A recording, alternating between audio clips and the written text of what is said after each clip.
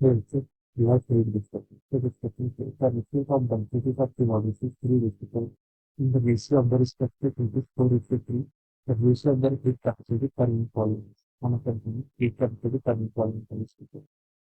This question is start.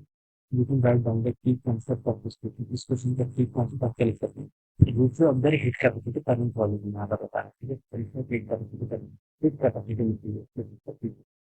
heat capacity एक specific heat capacity के लिए स्पेसिफिक हम इनकी तरह रिलेशन से देखते हैं स्पेसिफिक हीट कैपेसिटी क्या होता है जैसे स्पेसिफिक घंटा की जो पाता है एम एस डेल्टा के ठीक है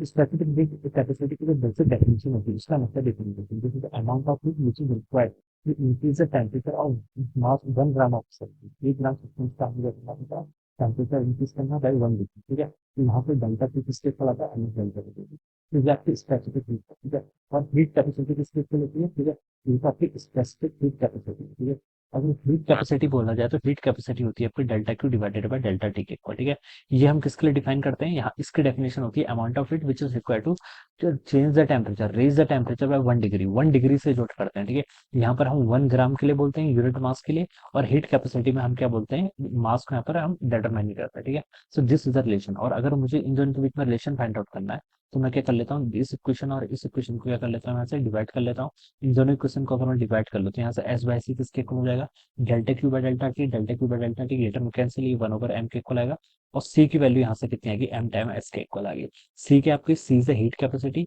S is the specific heat capacity and M is the mass M क्या हो जाएगा मास हो जाएगा ठीक है दिस इज द रिलेशन इस रिलेशन का यहाँ पर यूज करना है क्वेश्चन हमसे बोल रहा था ratio of the heat capacity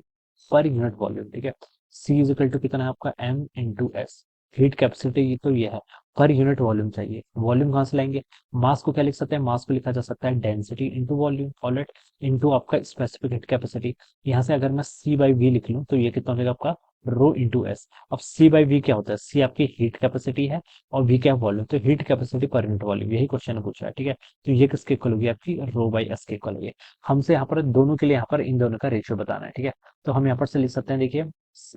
किसका रेशियो किसके इक्वल होगा रो 1 S1 divided by rho 2 S2 ठीक है डिवाइडेड बाय रो 2 S2 ये रेशियो आपको यहाँ से बताना है अब डेंसिटीज का रेशियो देखिए आपको गिवन कर रखा है the ratios of density rho 1 by rho 2 इसका इक्वल दे रखा है आपका 3/4 के इक्वल दे रखा है तो इसका आप यहाँ पर पुट कर लो 3/4 इंटू देखिए S1/S2 स्पेसिफिक हीट का रेशियो देखिए क्या दे रखा है S1/S2 की वैल्यू आपको 4/3 के इक्वल दे रखी है ठीक है तो S1/S2 करेंगे तो आपका 4/3 यहाँ पर हो जाएगा ठीक है तो 4 से 4 कैंसिल 3 से 3 कैंसिल तो ये कितना आ गया आपका 1/1 यानी कि 1:1 के इक्वल आ गया this would be the answer of this question एक हो जाएगा इस क्वेश्चन का आंसर तो ये देखिए कहाँ से मैच कर रहा है ऑप्शन 1 से so this would be the correct answer so I hope you have understood this concept all the best and thank you so much